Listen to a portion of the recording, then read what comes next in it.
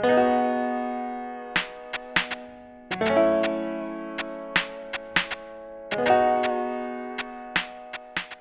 friends, welcome back. My name is Lauren if you've never seen me before, and today we're going to be doing a behind the edit video. This one is looking at a past image that I've created, and we go into the Photoshop file and take a look at all of the layers and things that I did to make it all magical. So for today's image, we're going to be looking at this one called New Evolutions, I think is what it's called.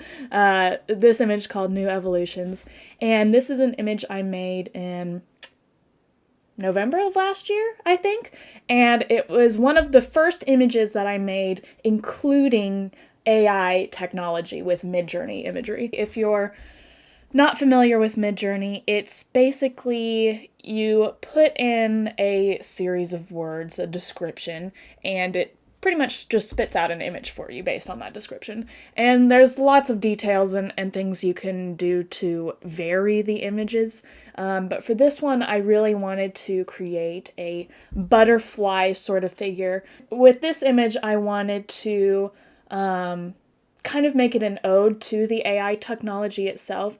You know, me as a photographer, I have been working with Photoshop for over a decade, 12 years even, I don't even know. In the past, these sorts of creative, surreal elements that I've added to my images is always a painstaking, long process of slowly, oftentimes painting the image and adding what I want. So in the past, doing something like this would be very, very challenging for me. With butterfly wings especially, that would be hand painting, the wings, or somehow photographing a butterfly or getting stock imagery of a butterfly and manipulating it in Photoshop. So, for me with AI technology, I have lots of lots of opinions on it, but one of the things I really, really love and appreciate about it is that I am able to achieve the same things I would have achieved in Photoshop, but at a much quicker pace. It takes, under 60 seconds usually. So with these images, I did a bit of generating lots of different butterfly wings, kind of playing with how Midjourney interacts with those prompts that I put in. So with this, it took a couple tries before I settled on, the most interesting butterfly wing for me. With Midjourney, it really is a lot of patience, a lot of honing in your wording. And I actually generated these first before I went and photographed myself. That way I could match any lighting that I needed to, and just make the photo, match with this imagery. And so now we'll go ahead and go into Photoshop, and I've got my very first layer right here, which was my initial image, and I'll just go through all of these steps right here. And the very first grouping right here is just adjusting, the back area. A lot of the things with Photoshop is you add a layer and then you add a thing underneath it to fix the top layer, and so this might be a little bit out of order, but that's okay. And then the next group, I added an alternate head, so you can see it's changed a little bit right here. And we've got, some funny things happening right here, but that will be fixed later on. So then we've got our next group right here. And this is where it starts to get a little bit more fun. I'm getting rid of the top portion of the outfit, just because sometimes, you want like kind of a nude style portrait. And with this one especially, the butterfly wings are coming out of the back. It's really an idea of emerging from the chrysalis into this new sort of technology. So I really wanted the focus to be on the wings themselves and not necessarily, the costuming. So this layer even is just continuing to like hone in all of the little details. You can't even really see them. Every single layer is a tiny, tiny thing that just makes the whole overall image look a lot better. So then we'll go ahead and go into this one. And I do like to try to keep my different groups organized here a little bit, just that way it's easier later on. So now we get into the really fun part where I'm expanding the image. And this is just a paint layer in Photoshop. It's not anything fancy. So I painted, sort of matched the lighting. You can see I've got rid of my light source right here and sort of blurred it out, and made that background even bigger. And now I'm going in and adding more details into the dress. So this was a couple other photos of the dress itself. I did a few where I was like throwing it into the air and making it a wispy sort of effect. So we're adding in our layers right here. And then of course adjusting the light and making sure everything matches really well. And now I'm starting to build where those butterfly wings are going to come out. So there will be a light source right here. In the initial photo, I did have an orange light right here and then that blue light over there. So the real life lighting matched the AI image that I was going to add in. And then we're going on and adding some more details and stuff. And also in this image, you can see I've got this little like computer graphic thing coming out of my back. Again, sort of an idea of this new technology emerging, but I don't think I necessarily achieved this aspect as effectively as I could have. In the future, I think I would do, like a much larger sort of opening of the back, but hindsight's 2020.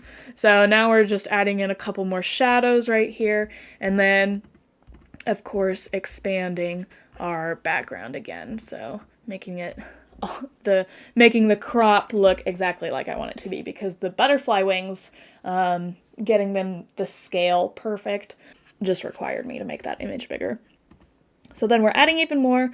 I'm changing the color of light because my butterfly wings ended up being pink, and adding just some more light sources. And now we're going in and adding the actual butterfly wings. So this is the really, really fun part.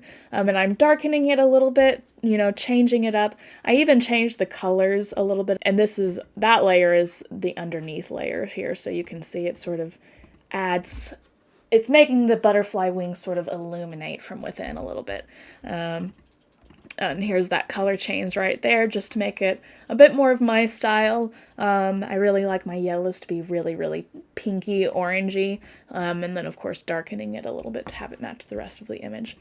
And then the fun part comes in, because this is where I'm adding in like my background layers. And this was also AI generated too. And the thing that was really fun about this is that in these images, you can kind of see it. Yeah, this one especially. We've got this dark, foreboding figure in the background. I really wanted to include that as well into the image. Again, I've got lots of opinions about AI, and there's definitely a darker side to it, needless to say. So I even wanted that portrayed a little bit in the photo. So we'll go ahead and go back here, and you can tell the actual butterfly wings are a little bit different. So I cut each one out, layered it on top of each other to give it a more actual butterfly effect. I found in Midjourney it was very hard for it to, well, it was impossible for it to create a folded butterfly wing that looked any good and the way I wanted it to look. So then we're going in more. I made myself look a little bit taller and stretched out the image. I also didn't necessarily want, this detail in there, so I was sort of getting rid of it a little bit, and then getting rid of it all the way.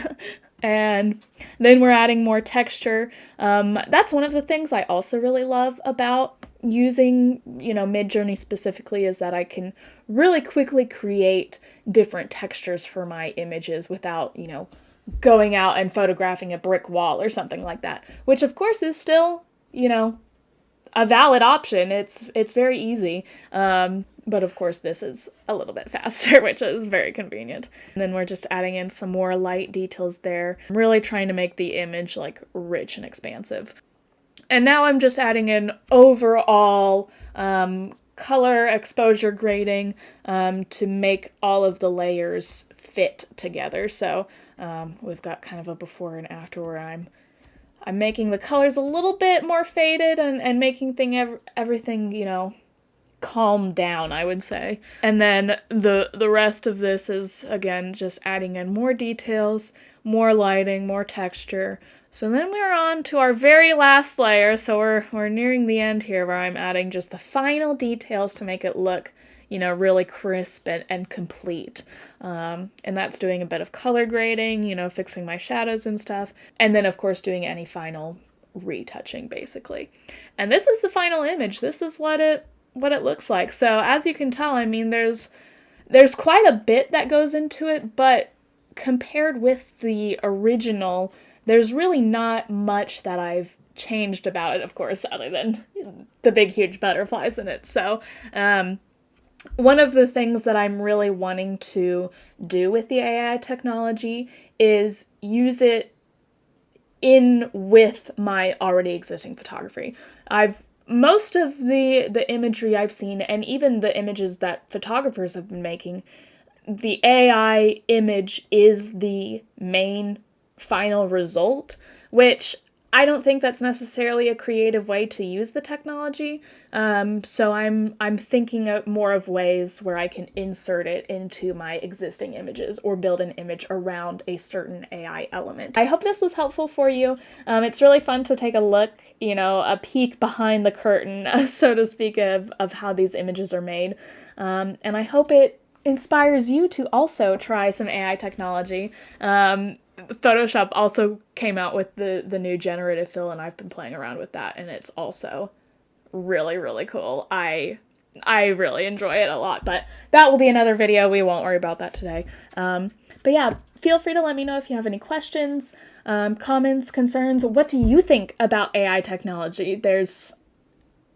There's lots that we could talk about, and I'll probably make a different video all about, you know, the AI imagery and stuff. But yeah, I think that's pretty much it for today. So thank you so much for watching, and I hope you have a great rest of your day.